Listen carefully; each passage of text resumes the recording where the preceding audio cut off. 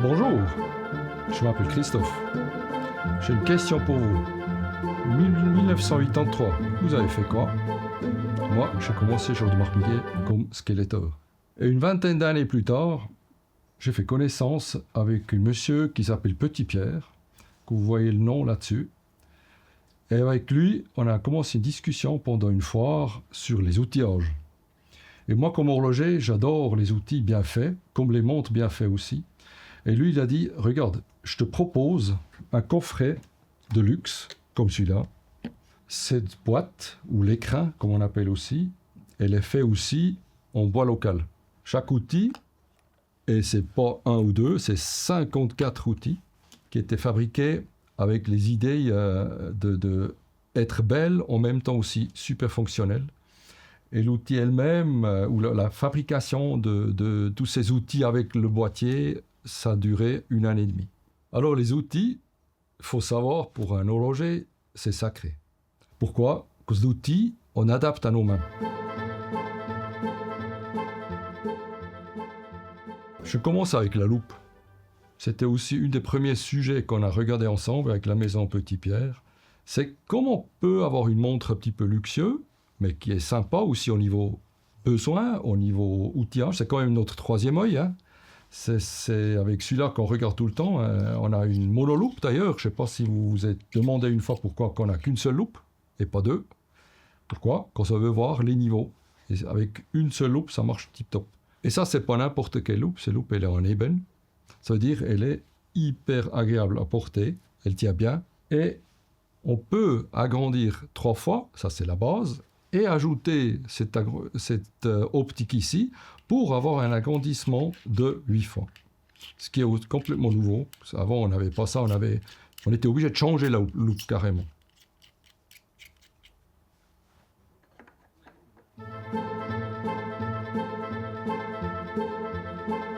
Alors les tournevis, là aussi, il y a beaucoup de soins dans le détail. Pas simplement pour qu'elle est belle, non, c'est pour l'haptique qui est bon. Par exemple, ça, c'est le tournevis dynamétrique qu'on a développé exprès avec un diamètre beaucoup plus petit que la concurrence, qui veut dire c'est beaucoup plus sympa dans la main, ça veut dire ma rotation, elle augmente, plus le diamètre est petit, plus je peux tourner vite, dans ce sens, ça aussi est précis. Vous avez les têtes qu'on peut échanger par rapport à la pièce qu'on va travailler dessus. Vous avez la partie supérieure ici qui est aussi formée pour qu'elle ne roule pas sur l'objet ou sur l'établi. Et vous pouvez changer tout ça à la différente force de couple. Ça veut dire le couple, c'est à vous de choisir. Ça, c'est un outil aussi c'est devenu très important.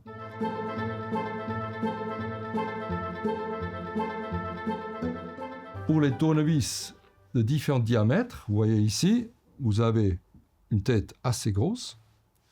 Ça va jusqu'à 0,5. Et pour ne pas se tromper, on a même les codes couleurs. Ça veut dire ici, sur la tête, vous avez les couleurs qui changent. Et la même chose ici, où il y a l'emplacement pour l'outil. Et vous avez ici des têtes qui vont avec.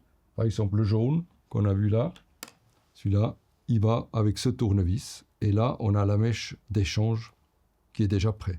Ça peut arriver qu'elle casse. Et pour ne pas marquer la vis, on a besoin de changer tout de suite. Notre détail, c'est dans la tête ici. Lui, il est suspendu d'une manière très spéciale pour qu'il glisse bien, pour qu'il tourne bien, pour qu'on n'ait pas de friction, qu'on n'ait pas une mauvaise information au niveau de sensitif pour les forces. Et vous avez une manche en ébène qui fait que même avec la main, que je transpire peut-être un tout petit peu, ça absorbe même ça et c'est sympa à toucher. Avec ce tournevis, on peut bien visser, mais il faut quand même l'aide de temps en temps pour mettre la vis à la bonne place. Alors, souvent, c'est cette pièce-là qui nous aide, ou peut mettre le pont à la bonne place. Et ça, c'est la deuxième main qui est même équilibrée pour qu'elle tienne bien dans la main. Et pourquoi on a ça? Pour pas déjà rayer la pièce, mais le plus important, comme les pièces sont polies et en acier, souvent en acier trempé, ça veut dire l'acier trempé a la tendance de rouiller très vite, comme elle est très dure. Et pour pas toucher la pièce, on a cette pointe-là. Avec ça, on peut justement éviter ça pour pas abîmer la pièce ni que ça rouille. Et aussi la pièce, si jamais, si vous avez un souci avec la pointe, elle peut tomber, hein, l'outil. Ça ne devrait pas, mais ça peut tomber. Vous pouvez changer la pointe. Ça aussi, c'est important.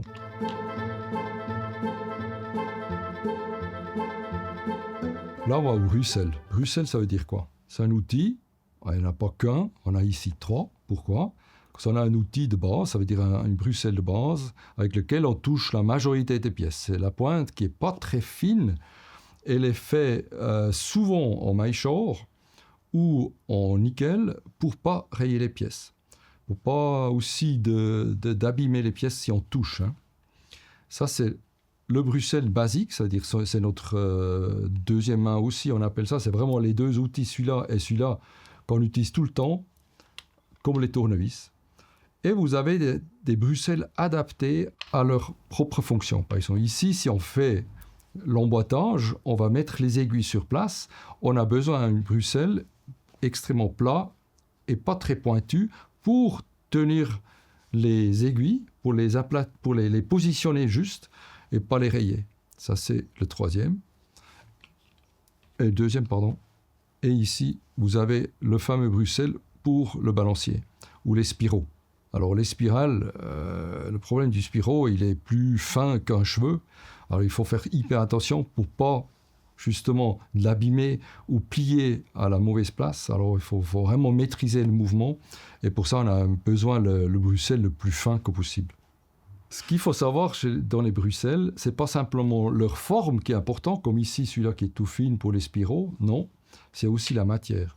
La matière, comme ici, c'est un mélange de nickel et du maillechort. Et c'est même noté dessus. Vous avez ici noté non magnétique. Ça veut dire c'est une matière qui ne peut pas être aimantée. Pourquoi? Parce que le pire ennemi pour l'horloger, c'est qu'il veut prendre une vis et la vis saute vers le Bruxelles. C'est-à-dire qu'on ne peut jamais remettre la vis en place et lâcher, parce qu'elle va toujours rester collée au Bruxelles. Et là, tu viens fou comme horloger.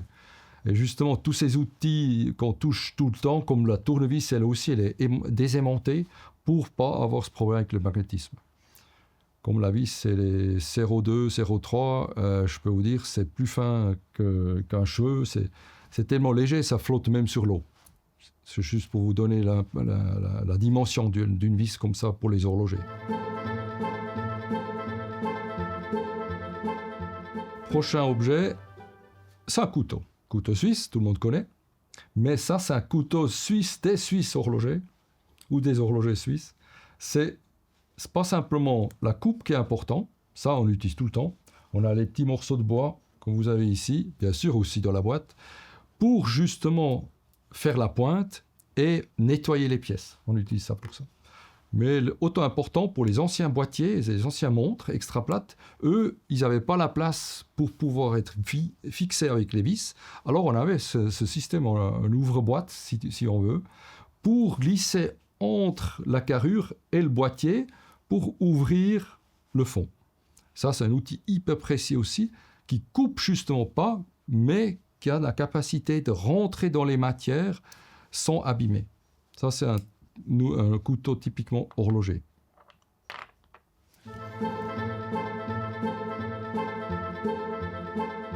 Un autre objet qu'on utilise souvent, c'est celui-là. C'est le cuir. Pourquoi un cuir? L'importance ici, par exemple, si on met un cadran en place, il faut qu'on appuie avec cet outil, justement avec le cuir. Là, par exemple, celui-là, il est trop dur, il va marquer le cadran, alors on utilise le cuir. Et le cuir, on lui tient comme ça, et comme ça, on peut fixer le cadran. Le point positif, comme c'est en bois, je peux la couper. Si la pointe est un petit peu sale ou pas propre, ou il y a un petit morceau de métal dedans, qu'on ne veut absolument pas, on peut le couper et on a à nouveau la tête qui est propre.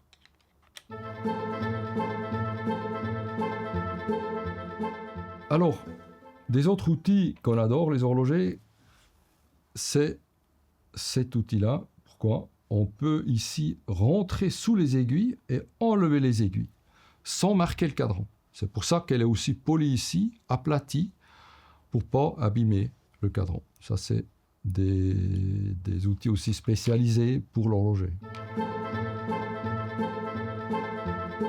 Maintenant, si on veut mettre les outils, on a besoin bien sûr aussi d'un outil qu'on peut mettre les aiguilles en place sans marquer l'aiguille qui est dessous. Hein, pour ça, il y a différentes têtes. Voilà, vous avez ici un avec un grand diamètre. Ici, vous avez les diamètres plus petits pour l'aiguille de seconde. Ça, c'est l'aiguille minute. Et ça, c'est l'aiguille d'heure. Les 3 aiguilles principales ont un diamètre différent. Après, pour l'aiguille des chronographes, on a un sans trou. Le but, c'est qu'on appuie sur l'aiguille, hein, ici, et on n'abîme pas l'aiguille, et on peut placer vraiment horizontalement les aiguilles. Ça, c'est crucial aussi.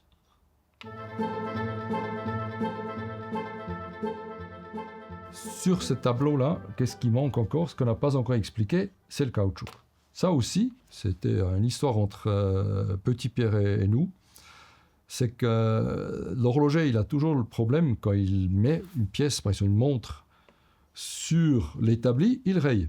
Alors les anciens horlogers, qu'est-ce qu'ils ont fait? Ils ont pris des morceaux de caoutchouc naturels et coupé en morceaux pour avoir une pièce plus ou moins comme ça.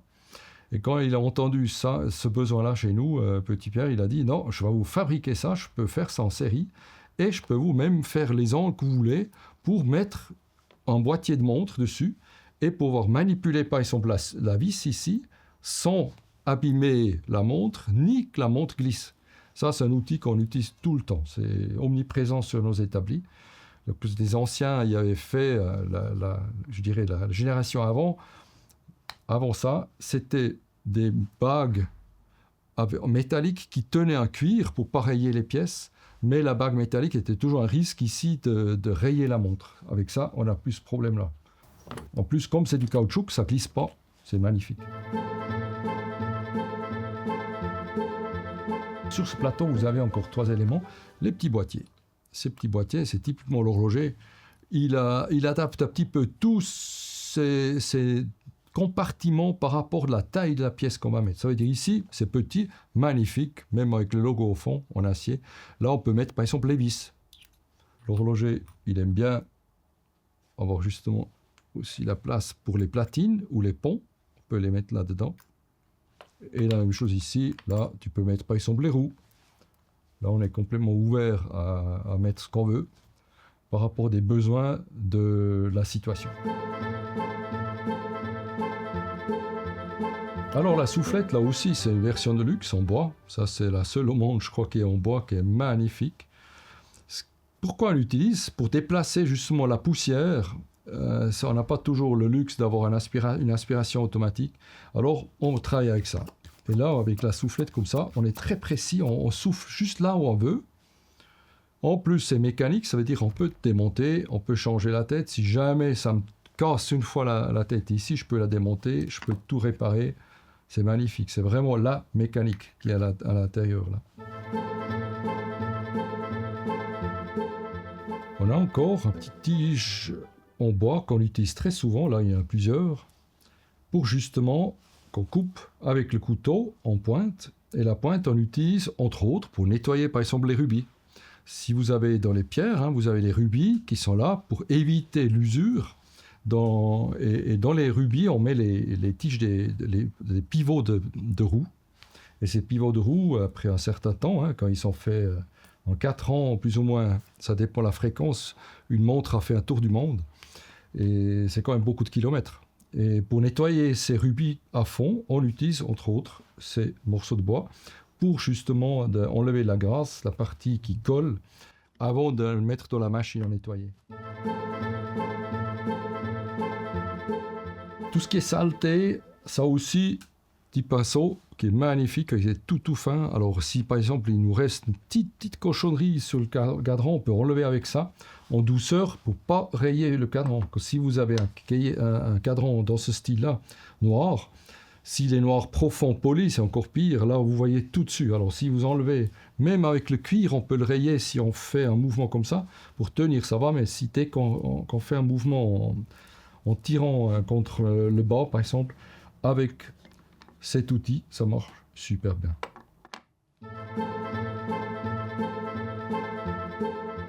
Après, on a les outils comme celui-là pour taper avec le marteau. Et là, c'est pas n'importe quel marteau, c'est un marteau poli, magnifique, qui est très très bien équilibré. Là aussi, c'est un outil important pour justement chasser les tiges. Alors là, on peut taper dessus. Là, il y a un tige en acier dur qu'on peut sortir les petites tiges. Ça aussi, toujours avec une petite vis pour remplacer si jamais il pète. Que ça peut arriver. Souvent, on l'utilise d'ailleurs pour tenir une pièce. Ça. Alors là, on peut chasser par exemple avec cet outil un tige qui est dans un tube. On peut sortir là. Ça, c'est un outil multi-talent. On l'utilise pour beaucoup de choses, aussi pour fixer, par exemple, une axe. Si on veut enlever quelque chose, pour ça, il y a cette forme-là. Ça aussi, très important, c'est en acier. Là, en plus, c'est poli. Normalement, c'est pas poli. Comme ça, c'est simplement brossé. Là aussi, le travail, le soin pour le détail, c'est impressionnant. Après, vous vous êtes demandé peut-être pourquoi un petit pierre là.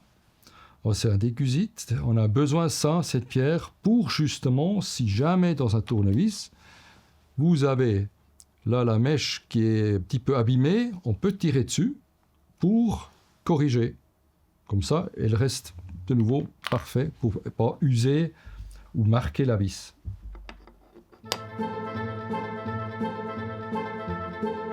Ça, on appelle les mandrins. Les mandrins, on l'utilise pour un autre truc, c'est entre autres, si vous avez une axe à tenir, par exemple un axe de remontage avec une couronne dessus, on veut la raccourcir, c'est sûr, c'est une couronne comme ça, on a l'impression que c'est simple, mais il faut qu'elle est adaptée au centième de millimètre à la bonne place, pour pas qu'elle dépasse trop, pour pouvoir faire des fonctions comme il faut. Et pour raccourcir une axe comme ça, on a le mandrin qu'on peut adapter par rapport au diamètre pour tenir, limer, et remettre en place. Et là aussi, on n'a pas qu'un, on a 3 diamètres, comme souvent, les axes. Par exemple, si vous avez une montre de poche, l'axe est beaucoup plus grand au niveau diamètre.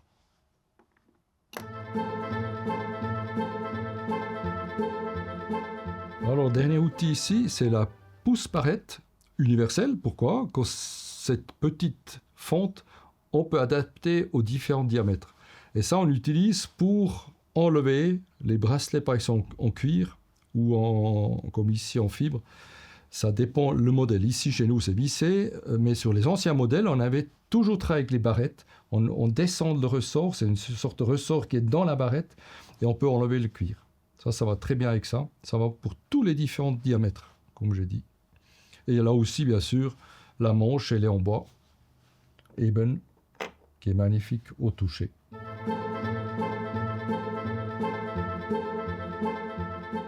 Là, vous avez un petit tiroir caché. Ça, c'est un petit peu à vous aussi de choisir ce que vous voulez mettre dedans. Entre autres, là, il y a déjà de base un Rodico. Rodico, c'est une sorte de caoutchouc qui peut absorber la poussière et la cochonnerie, même du gras. C'est génial, c'est un outil multifonctionnel qu'on utilise depuis des générations. C'est vraiment ingénieux pour enlever la poussière.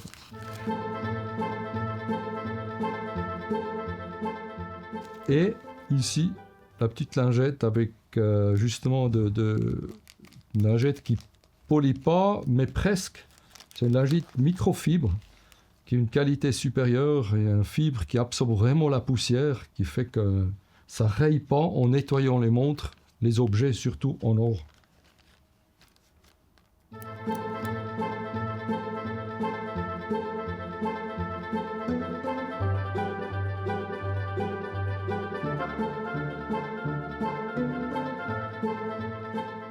Alors on va commencer à faire une manipulation sur une Royal pour justement changer les maillons avec un tournevis justement adapté à la vis. C'est ce qui vous arrive assez souvent, entre été et hiver, souvent le bras il bouge un petit peu. Avec les bracelets fixes comme ça, on est obligé de changer les maillons. Pour ça, j'ai besoin de quoi? J'ai besoin le fameux caoutchouc pour pas abîmer justement une montre, même si elle est en acier, on peut la rayer. Alors, deuxième geste de l'horloger typique, c'est mettre la loupe sur l'œil et on va enlever la première vis. Et qu'est-ce que j'ai besoin aussi? C'est la fameuse Bruxelles avec laquelle je tiens la vis. Deuxième maillon.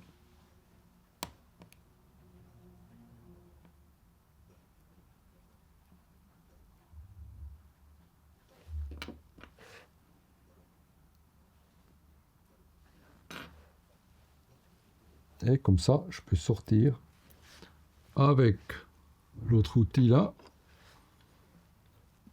pousser le tige pour qu'il sorte.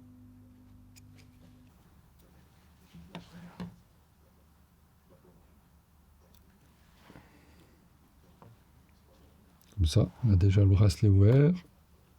Maintenant, on a enlevé le maillon, on va remettre les vis pour fixer. Et pour être précis, là, sur la tournevis dynamétrique, justement, je peux varier la force. Ça veut dire, vous entendez là, il y a le couple qui est là-dedans, qui est programmé là derrière. On peut la programmer pour mettre à la bonne dureté par rapport à la vis. Et je remets la vis en place. Et ça, vous pouvez commander par rapport de votre outil, ça veut dire votre montre. Par exemple, vous avez une montre avec une force diamétrique des vis XY. Vous pouvez la commander avec la bonne force. Ça, c'est important. Quand ça va d'une certaine variété, après, le ressort, il est quand même limité. Ça veut dire qu'il faut adapter vraiment à la pièce. Alors, j'ai fini le changement du maillon. Ça veut dire de raccourcir le bracelet.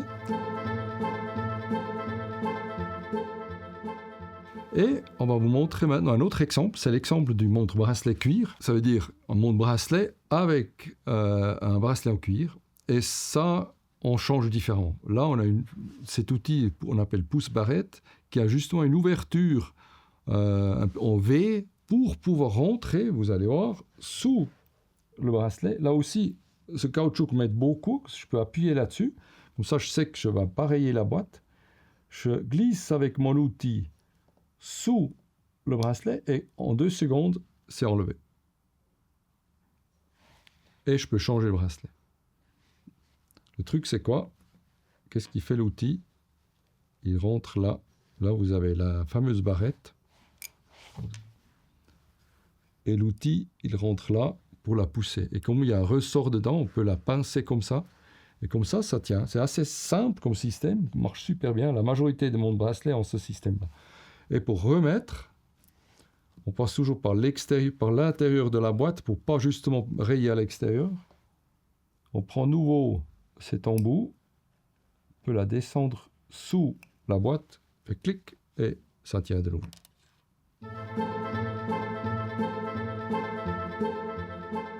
Alors là, on va démonter justement un boîtier, ça veut dire on va enlever le mouvement de la boîte pour pouvoir faire une révision, un service. Comme tous les montres de valeur, on devrait faire un service plus ou moins tous les 5 ans. Elle a fait plus qu'un tour et demi autour du monde, là, au niveau kilomètre. Et on a besoin de soigner justement des différents rouages, aussi l'huile, il vieillit. Hein. Alors c'est important qu'on change ça et on fait un service. Ça veut dire qu'on démonte tout en petits morceaux, justement, pour nettoyer, voir si tous les éléments sont encore en bon état. Et pour ça, on a besoin justement de cette tournevis, comme la tournevis diamétrique, qu'on va utiliser plusieurs fois. Là, je suis en train de dévisser les 8 vis du fond, comme c'est les vis de tube, qui sont en or gris. Il faut faire hyper attention, justement, d'utiliser le bon outil, c'est-à-dire le bon tournevis, pour pas marquer les vis en or, sinon on le voit. Et c'est ça aussi le but. Déjà qu'il ne rouille pas, mais en même temps qu'on voit les marques. Si quelqu'un non professionnel touche la pièce, on peut la voir. Voilà. Tous les vis sont bons. Maintenant, on va les enlever.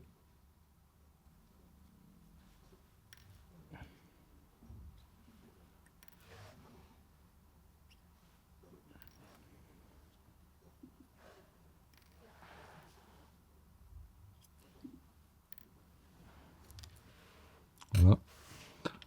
Maintenant, ici, je peux utiliser l'autre côté de ce fameux cuir qui m'aide aussi à ne pas rayer la boîte, comme elle est en titane. Et on va enlever le fond pour avoir l'accès au mouvement. Ici, c'est le mouvement. Maintenant, on va remettre les vis pour pouvoir la fermer.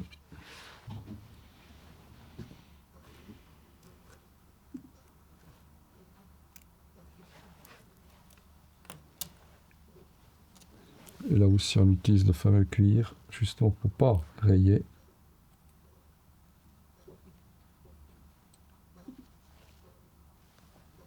Les vis.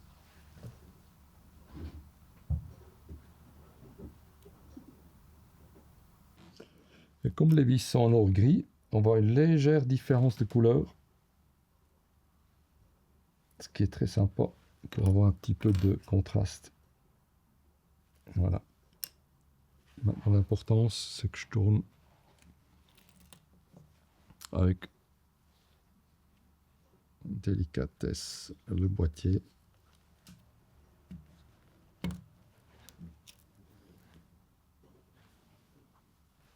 On va utiliser la fameuse soufflette.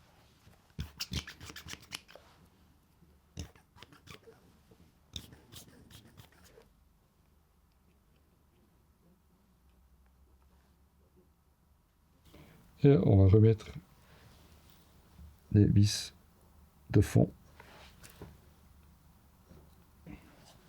pour emboîter comme il faut.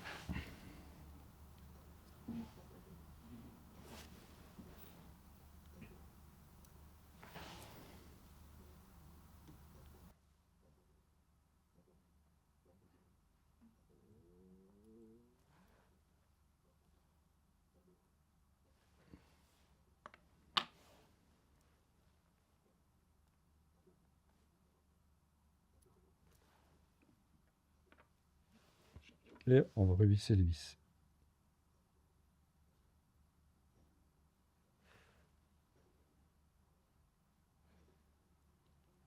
Et comme le tournevis est un outil de précision, il tourne très très bien, ça veut dire. Mon pouce dessus qui appuie, il ne sent pas de friction, ça veut dire que je sens simplement la friction de la vis. Et ça, c'est un cadeau, hein. Si on a des outils comme ça de précision, je vous dis pas. Et on fixe les vis en croisant, pourquoi? C'est comme les roues d'une voiture, pour pas avoir les tensions sur la boîte. Comme une raylock fonctionne avec les joints d'étanchéité à plat et rond, les deux, c'est important qu'on les écrase pas.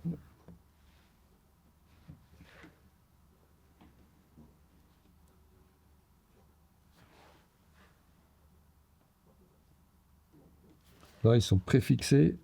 Maintenant, je regarde de l'autre côté, si bien tous les vis sont bonnes, à la bonne place, oui. Et je peux fixer à fond jusqu'à justement le tournevis dynamétrique fait ce fameux clic qui montre là, j'ai le bon couple.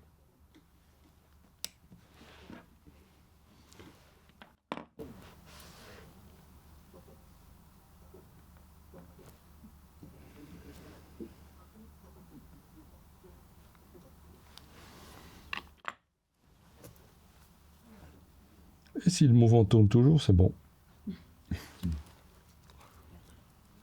Et on va refermer le fermoir.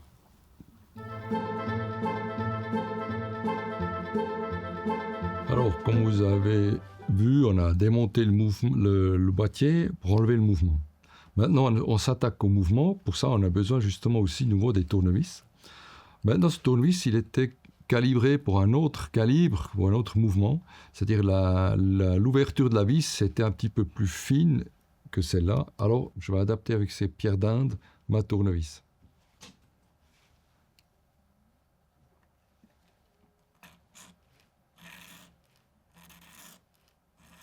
Je nettoie dans le Rodico, justement, c'est ça qui est bien pour enlever les petits saletés, pour contrôler si ça rentre bien dans la fonte de ma vis.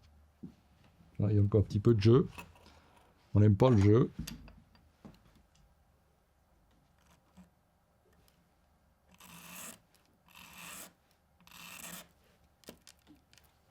On va contrôler.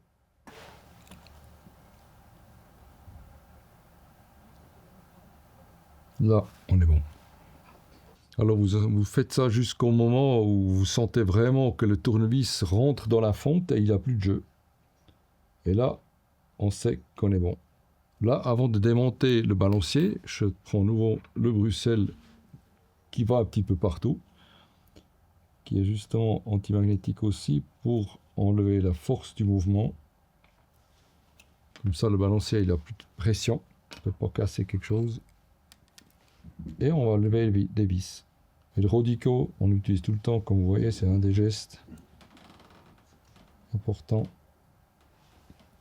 Là, il est légèrement aimanté le tournevis, ça, il faut qu'on corrige après.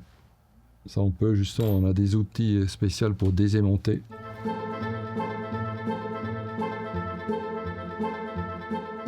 Ça, c'est l'horreur. Et on va enlever le balancier tout doucement, aller avec le tournevis en dessous pour la rayer. Voilà, on a sauté. Et on enlève le balancier. Comme mouvement comme ça. Et on peut utiliser une fois de plus le caoutchouc pour mettre dessus, pour pas que ça se raye. Voilà, on a juste le balancier. On veut juste vérifier si le spirale est bien plat. Et là, on peut la mettre là-dessus, justement sur cette surface très polie où on a les trous qui sont adaptés justement au-dessous. Pour pas abîmer la pierre qui est en dessous. Et je peux regarder si le spirale est bien plat ou pas.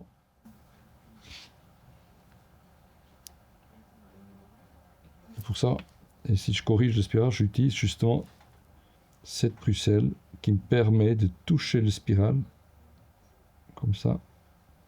Celui-là, il est pas mal plié. On va mettre au plat après. Voilà. C'est pour ça qu'on a besoin de ces bruxelles très fins.